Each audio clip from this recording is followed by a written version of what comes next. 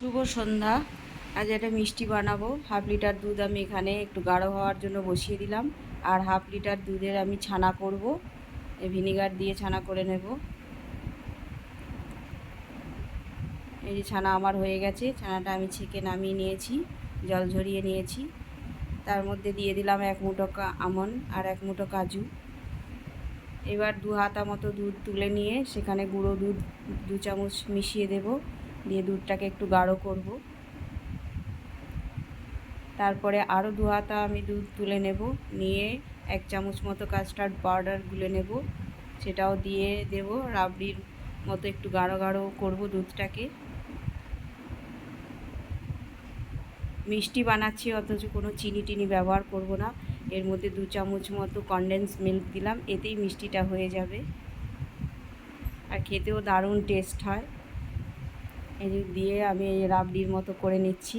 এবার কাস্টার্ড পাউডারের গোলাটা দিয়ে দিলাম, হয়ে গেছে। এটাকে ঠান্ডা হতে দেব। এবার আমি ছানা, আমন্ড আর কাজু এই সবগুলো পেস্ট করে নেব। তার মধ্যে একটু ফুড কালার দিয়ে একটু পিঙ্ক রং করে নেব। এটা ইচ্ছে হলে করবেন, না ইচ্ছে হলে করবেন না, এটা সম্পূর্ণ অপশনাল। এই যে আমি একটু মেখে নিচ্ছি, দেখতে ভালো লাগবে বলে আমি করছি। একটু গোল গোল একটু শেপ দিয়ে নিলাম।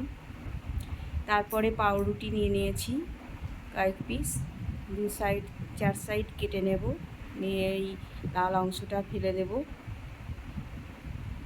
তারপরে এই দুধের মধ্যে ডুবিয়ে এভাবে হালকা হাতে একটু চিপে নিতে হবে, দিয়ে এই ছানার যে শেপ দিয়ে রেখেছিলাম গোল গোল, সেটা দিয়ে এভাবে চেপে চেপে এই যে একটুখানি লাড্ডু মতো করে নিতে হবে।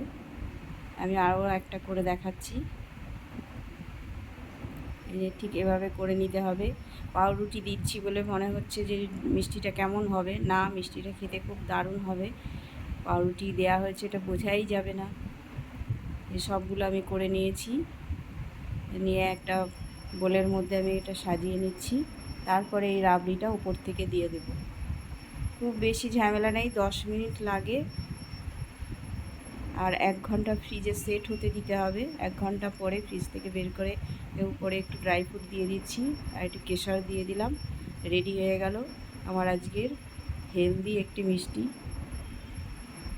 বাড়িতে বানান। ধন্যবাদ।